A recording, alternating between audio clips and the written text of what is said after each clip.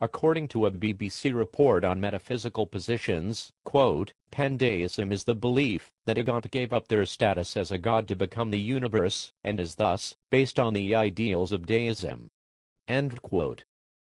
The Encyclopaedia Britannica reports in its article on deism that Pandeism, quote, attempted to unite aspects of deism with pantheism, and held that through the act of creation God became the universe. There is thus no theological need to posit any special relationship between God and creation. Rather, God is the universe, and not a transcendent entity that created and subsequently governs it. End quote. The Encyclopaedia Britannica further reports that, quote, the American logician and process philosopher Charles Hartshorne considered deism, pandeism, and pantheism as reasonable doctrines of the nature of God.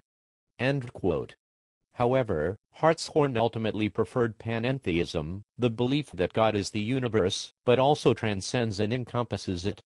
Hartshorne wrote, in his 1941 book, Man's Vision of God and the Logic of Theism, that, quote, panentheistic doctrine contains all of deism and pandeism except their arbitrary negations.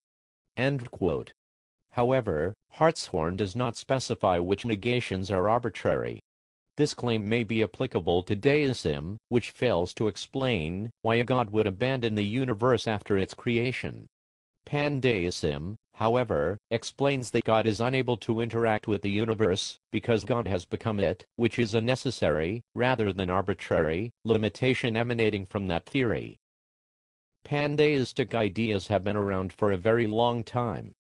Religious studies professor F. E. Peters wrote in 1967 that Pandeism was, quote, the legacy of the Milesians, end quote, the Milesians having thrived from the 16th century BC to the 6th century BC.